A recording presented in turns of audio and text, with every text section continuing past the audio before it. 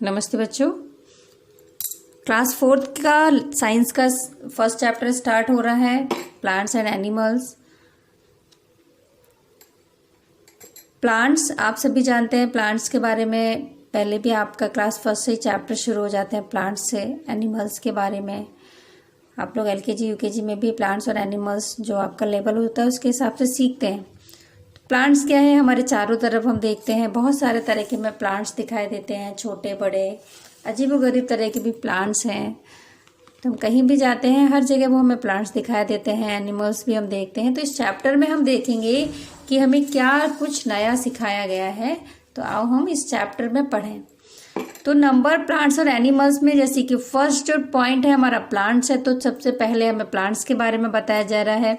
Plants क्या है? A vast variety of plants exist on the earth. जो बहुत एक विशाल वैरायटी प्रकार है पेड़ों का, एग्जिस्ट ऑन द अर्थ, पृथ्वी पर पाया जाता है। बहुत प्रकार के पेड़ जो हैं, विभिन्न प्रकार के पेड़ पृथ्वी पर पाए जाते हैं। They grow on land. कहाँ कहाँ पर उगते हैं ये पेड़? तो वो भी बता रहे हैं कि लैंड पर भी, पृथ्वी पे भी उगते हैं। इन वाटर, पानी में भी। हिल एरिया, आपके पहाड़ी क्षेत्र हैं उनमें भी। In hot and wet areas, गर्म क्षेत्रों में भी और जिनमें आर्द्र नमी रहती है ऐसे क्षेत्रों में भी। एंड इन डेजर्ट, और रेगिस्तान में भी पेड़ पौधे जो हैं वो उगते हैं। Some plants are very small. कुछ जो पौधे होते हैं वो बहुत ज़्यादा छोटे होते हैं, लाइक एन एल्गेई। एल्गेई की तरह आपने देखा होगा, पानी जहाँ पर स्थिर बना रहता है, बहुत समय तक भरा रहता है, वहाँ पे एक ग्रीन ग्रीन कलर की लेयर सी बन जाती है, बहुत उसमें महीन महीन सी पत्तियां सी दिखाई देती हैं बहुत। तो वो जो है एल्गेई, जिसको कि हिंदी में शैवाल भी कहते हैं, तो वो एल्गेई जो है वो बहुत छोटे छोटे से प्लांट्स हैं जो आप यहाँ पे पिक्चर में देख रहे हैं। ये आपका माइक्रोस्कोपिक व्यू दिया हुआ, यानी कि माइक्रोस्कोप में देखने से इस टाइप से दिखाई देता है। लेकिन वैसे आप देखते तो आपको बस एक लेयर सी दिखाई देती है कि ग्रीन कलर की एक लेयर जो है वो पानी के ऊपर है, तो वो एल्गेई हो गई, जो कि बहुत स्मॉल प्लांट्स हो गया।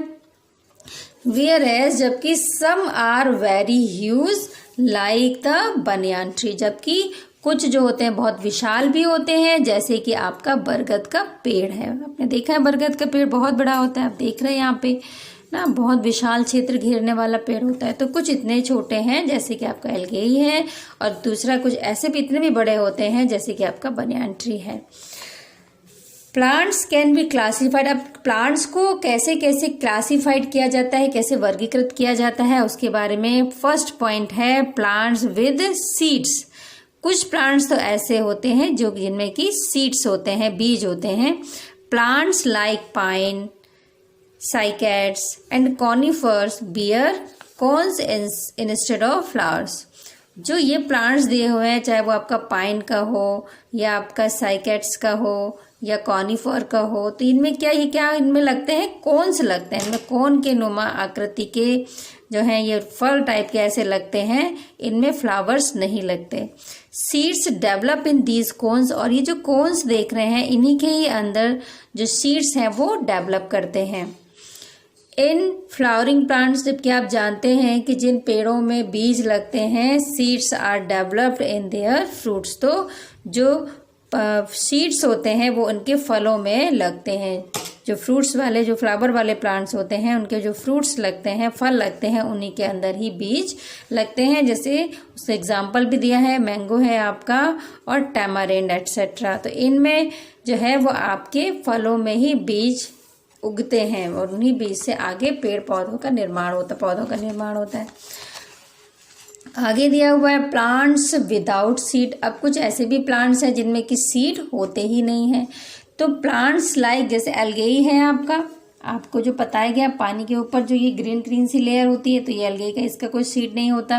वैसे ही आपका फर्न है, इस टाइप का पौधा जो होता है पिक्चर में देख रहे हैं, इसका भी कोई सीड नहीं होता।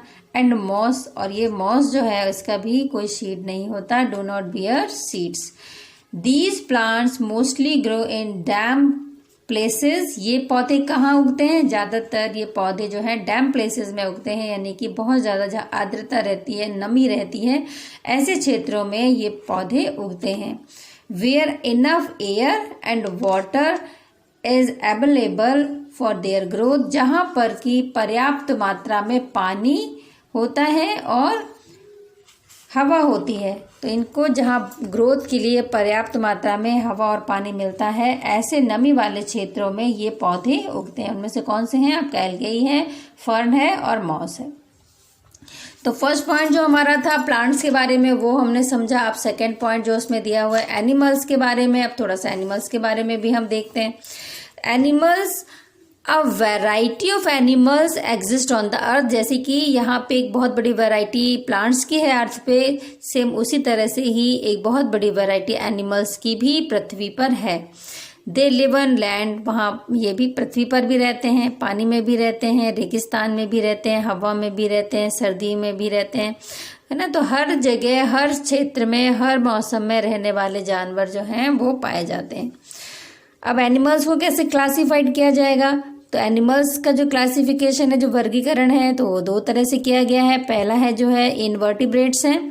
इनवर्टिब्रेट्स वो एनिमल्स होते हैं जिनको कि बैकबोन नहीं होता है। बैकबोन आप जानते हैं, आपके पीछे, आपकी पीठ में एक बोन होती है जो कि आपके पीछे सिर से स्टार्ट होकर लास्ट तक जाती है।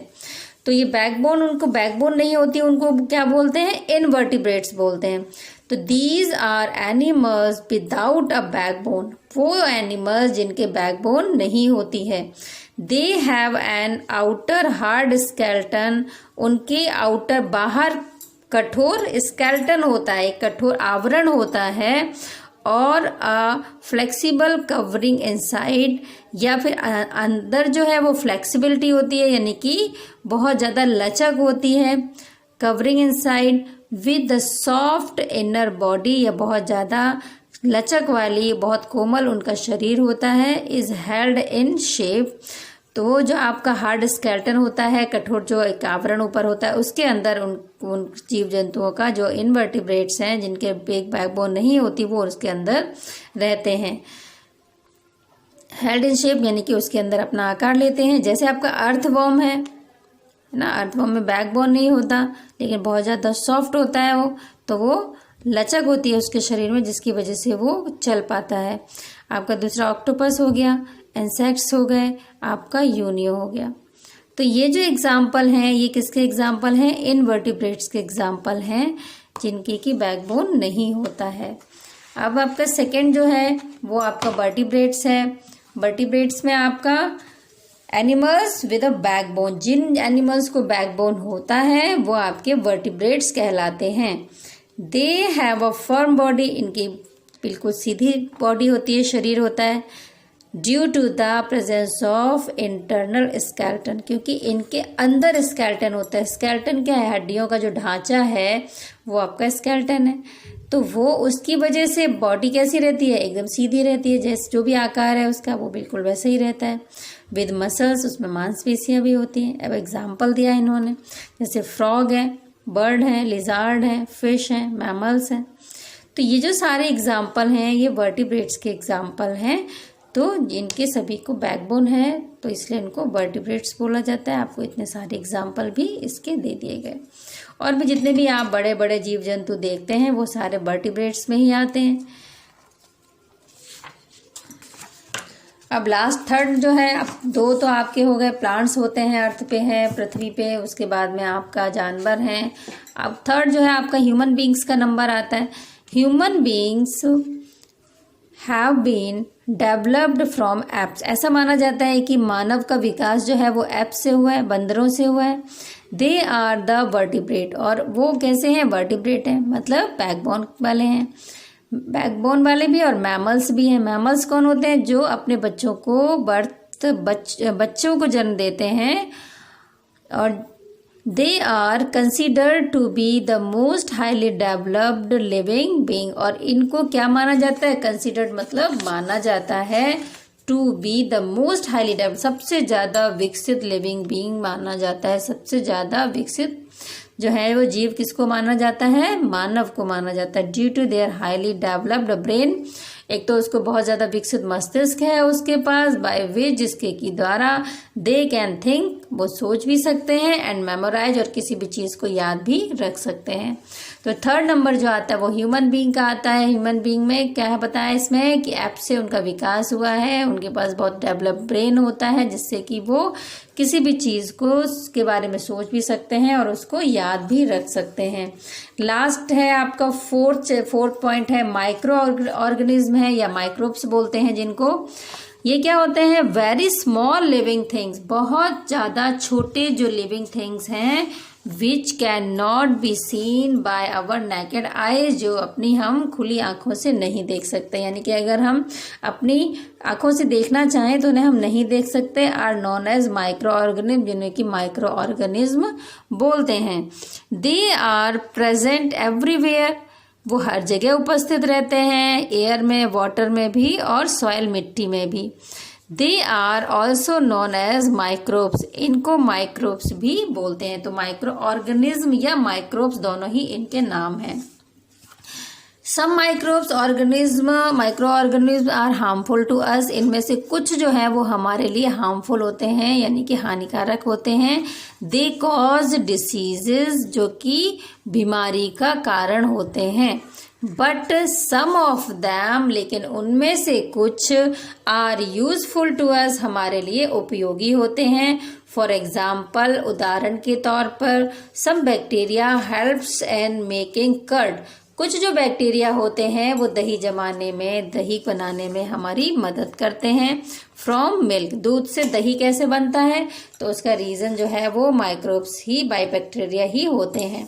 And some bacteria help in the growth of plants, और कुछ जो बैक्टीरिया होते हैं वो प्लांट की ग्रोथ में भी हेल्प करते हैं। Example of micro organism are, अब इनके माइक्रोब्स जो है उनके एग्जाम्पल्स ये सारे दिए हुए हैं, जिसमें आपका बैक्टीरिया है। आप ये फिगर देख रहे हैं बैक्टीरिया का, जब माइक्रोस्कोप से देखा जाता है तब उनका ऐसा चित्र दिखाई पड़ता है, ऐसा स्वरूप उनका दिखाई देता है। तो ये बैक्टीरिया का पिक्चर हो गया आपका। उसके बाद वायरस है, वायरस आप देख रहे हैं आजकल कोरोना फैला हुआ है, तो आप देखते हैं ना इसी टाइप से कुछ उसका फोटो बनकर आता है, तो ये वायरस है। तो ये आपका वायरस हो गया। फिर उसके बाद एल्गी का फोटो दिया हुआ है, जो शैवाल बताया था मैंने आपको, और लास्ट जो इसमें फोटो दिया हुआ प्रोटोजोआ का है। तो ये जो सारे के सारे एग्जाम्पल हैं, ये किसके एग्जाम्पल हैं? ये माइक्रोब्स के एग्जाम्पल हैं, जिन्हें कि हम आंखों से नहीं देख सकते। अगर हम इन्हें आंखों से देख सके तो शायद हमारा खाना पीना भी मुश्किल हो जाए, क्योंकि हर चीज़ पे ये हमें दिखाई देंगे और फिर हम इनकी वजह से हमारा जीवन जो है बहुत मुश्किल हो जाएगा, क्योंकि हर जगह ये प्रेजेंट रहते हैं। तो बच्चों, ये हमारा फर्स्ट चैप्टर साइंस का फिनिश हो गया है, और मैं कल आपको इसके क्वेश्चन आंसर और एक्सरसाइज कंप्लीट करा दूंगी। ओके, थैंक यू बच्चों।